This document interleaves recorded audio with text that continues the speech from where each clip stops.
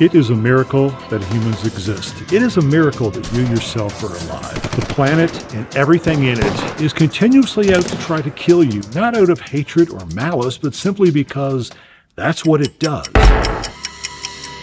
This is a tale of fear, not the kind of fear from Stephen King or the zombie apocalypse, but the kind of fear that lives within you, the kind of fear that lingers on your soul, just waiting for the right moment to pounce. We sit in our air-conditioned houses with our pizza delivery and we think that we are protected. We think that we're flourishing. And yet in reality, we are simply on the verge of no longer existing. Our comforts hide us from the reality of existence when we should be truly and deeply afraid. Because nothing, and I mean absolutely nothing, not our safety nor our sanity, is guaranteed. Actually, very, very far from it. So let's talk today about those fears. 4 of them, in fact. 4 ways in which your mind wants you to just kneel down in misery. People who suffer from autophobia have an intense, irrational fear of being alone. They can experience this even in the company of multiple people. This fear centers from isolation, so no amount of company, no amount of people surrounding you can assuage the fears that this brings. In 1926, the famous author John Steinbeck wrote in a correspondence to a friend, "I am frightfully afraid of being alone. The fear of the dark is only part of it. I wanted to break that fear in the middle because I am very much afraid my existence is going to be more or less alone." He continued, "It mostly comes on me at night in little waves of panic, constricting something in my stomach. Don't tell anyone I am afraid. I do not like to be suspected of being afraid." The movie industry understands all too well how fear works, and it uses it to control and to guarantee this horrible feeling of solitude. In the movie adaptation of Stephen King's book Gerald's Game, the protagonist Jessie and her husband Gerald show up at a remote cabin in Alabama for a romantic getaway. And during some freaky foreplay when she is handcuffed to the bedposts, Gerald dies and collapses upon her, leaving her trapped. She screams, but there is no one there to hear her. There is no one there to free her. There is no one there to save her. Many hours pass, and then a dog of all things enters through an open door. Jessie screams at it to go away, but instead it goes over to her husband Gerald, bites its arm, and proceeds to eat it. At which point Gerald stands up and begins to talk to Jessie. Now, she realizes she might be hallucinating at this point when she looks down, and she still sees Gerald's body on the floor. She has been chained up there to the headboard for a long time, and she has been very, very alone.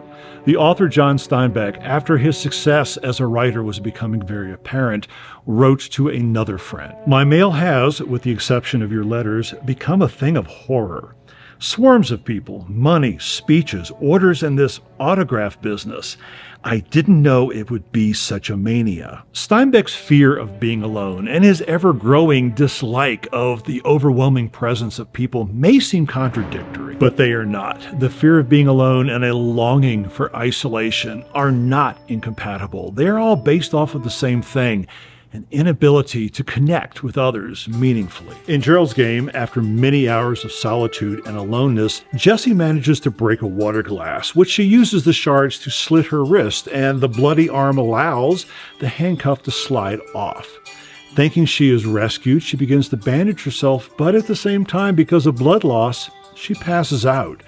She is not quite yet free. There are a number of celebrities who also have a fear of being alone. It is reported that Keanu Reeves has a fear of being left alone in the dark, which is a fun and interesting way of combining this fear with nyctophobia, although I'm assuming that Keanu doesn't find it as interesting as we do. This fear of winding up alone is one of our most common phobias, especially when it comes to romance. Some people in long-term relationships fear becoming single again because they don't remember how to do that, and they live in fear of being alone. But where is the line between a phobia and a fear? When you have autophobia, you are afraid and you are anxious when you are alone, or even when you think about being alone, and it doesn't matter how many people are around you. When it controls you, it's no longer a simple fear. It's a prison sentence. People who suffer from heliophobia have an intense fear of the sun.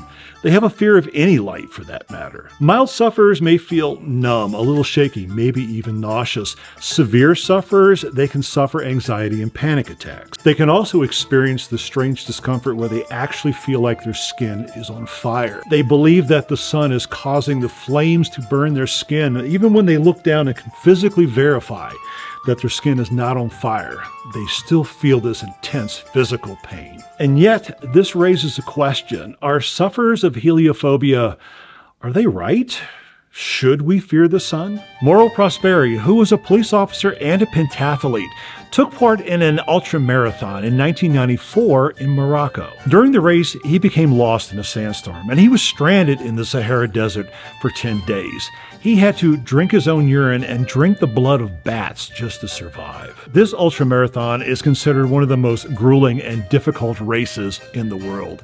It is 155 miles run over 6 days. It is the equivalent of running 6 marathons, one day after the other. Participants are required to carry their own supplies throughout the track. However, water is provided to them at various checkpoints along the route. On the 3rd day of the race, Prosperi was caught in that sandstorm, and it lasted for 8 hours. When it finally subsided, he tried to move forward, but he veered far, far off course. He found himself stranded in one of the most inhospitable places on Earth. The sun, while life-giving, is a merciless killer. In its lesser forms, you have sunburn and dehydration, which is why it's such a good idea to have sunscreen and water available, and to wear protective clothing and hats.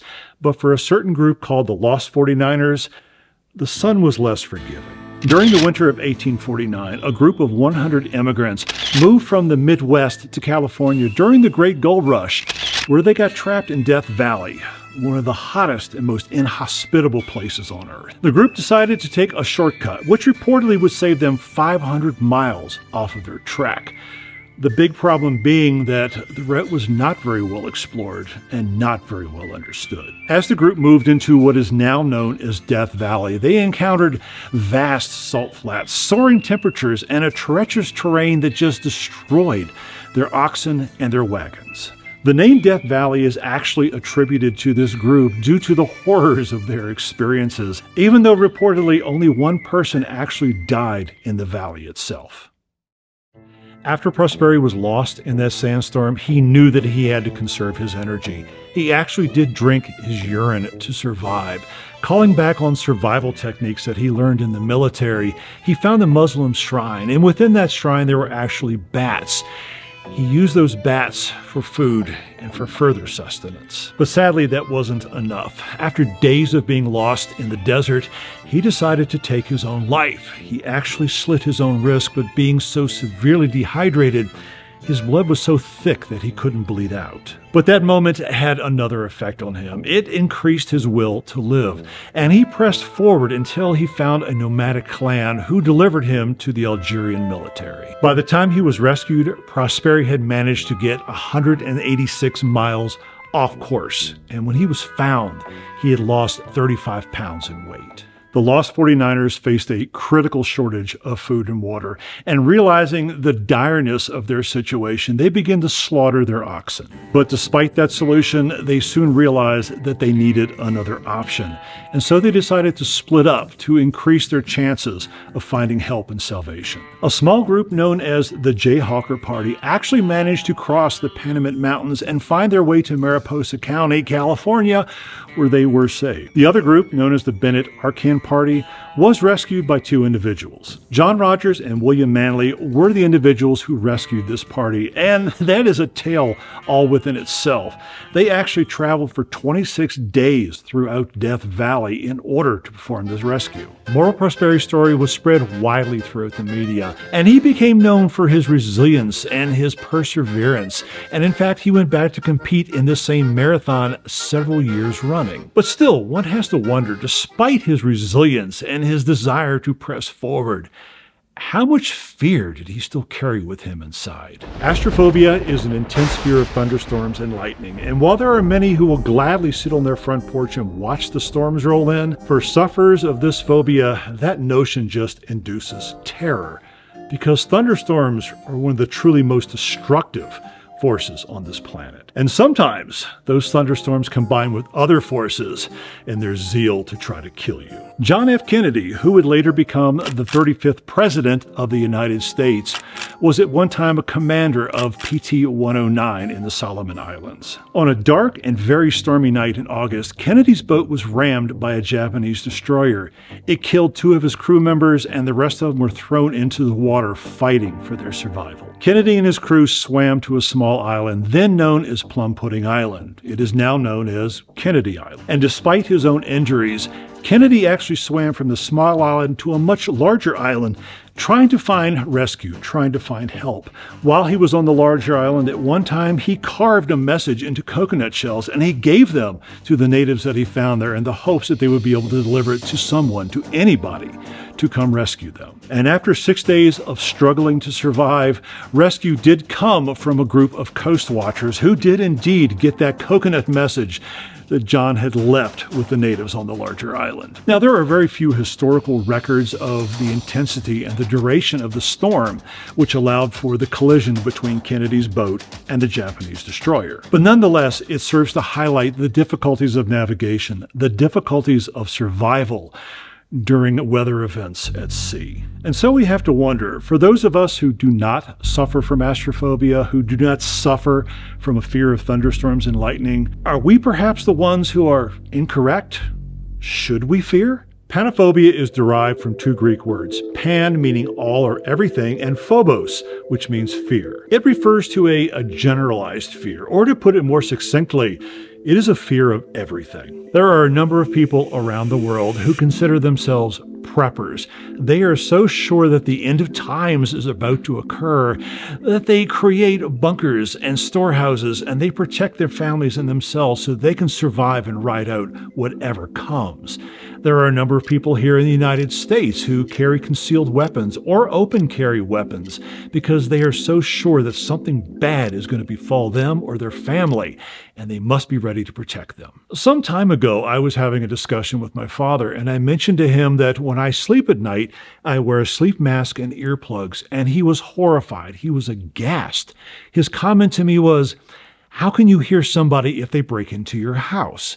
Now, bear in mind, in 80 years of his life, no one had ever broken into his house, but his unreasonable and his persistent fear of that happening, he just couldn't fathom how I could not protect myself. Fear is a fundamental human emotion and is a product of evolution. It evolved as a protective mechanism for our ancestors as they struggled to survive in their environment. At its most basic level, fear is basically fight or flight. It is a hormonal rush. It is telling you, do you stand your ground and protect where you are, or do you run away in fear? But fear can cause more harm than good. During the Salem witch trials of 1692 in Salem, Massachusetts, fear of witchcraft caused the execution of 20 people, the imprisonment of many more, and tore a community apart, all because of unfounded beliefs and unfounded fears of witchcraft. There have been many other instances in history, including the Great Depression, where fear-driven runs on banks, where people were worried that they were not going to have access to their money, caused them to mob, to swell onto the banks, to withdraw their funds, which in turn caused the banks to fail. There were also many others who, faced with a life of living without their money, simply chose to end everything. And after 9/11, when Al-Qaeda rammed those airplanes into both the World Towers in New York City and into the Pentagon, an irrational fear of Muslims and anybody from the Middle East took hold of the country. This fear resulted in numerous hate crimes and made it very difficult for new immigrants into our country to assimilate fully and properly. Babir Sodi was a Sikh man who was running a gas station in Mesa, Arizona. Only days after the 9/11 attacks, he was killed by a man named Frank Rode, who reportedly said he wanted to kill a Muslim. Rogue mistook Sodi for a terrorist Muslim because he wore a turban, which is a part of his faith, part of the Sikh faith. And Sodi's killing was merely the first in a long line of murders that were all based on retaliation for the 9/11 attacks. Adel Karis was a 48-year-old Coptic Christian of Egyptian descent who was working in his family's grocery store in California. He was shot and killed in retaliation for the 9/11 attacks in New York City. The irony of this is that he was a Christian, not a Muslim, and he was not from Egypt. he was not from the Middle East. The xenophobic attacks of those who were retaliating after 9/11 only serve to highlight the dangers of overreacting to irrational fears. But even today, more than 22 years after the attacks on the World Trade Center, we are still plagued by those who respond to irrational fears. They believe that certain traits of individuals can somehow infect large groups, and that these groups of minorities can somehow adversely affect and harm the majority of which they are a part of. So they see these groups of minorities as less than humans. They see them as a direct threat to their way of life, and they're willing to do anything and everything out of a sense of fear in order to protect themselves. Fear has many evolutionary and functional benefits. It also has drawbacks and can limit a life well lived. So it's important to have a better understanding of rational fear versus irrational fear. Unless, of course, the world and everything in it really is trying to kill you. And then maybe it's not so unhealthy to have these fears after all. Thanks for watching.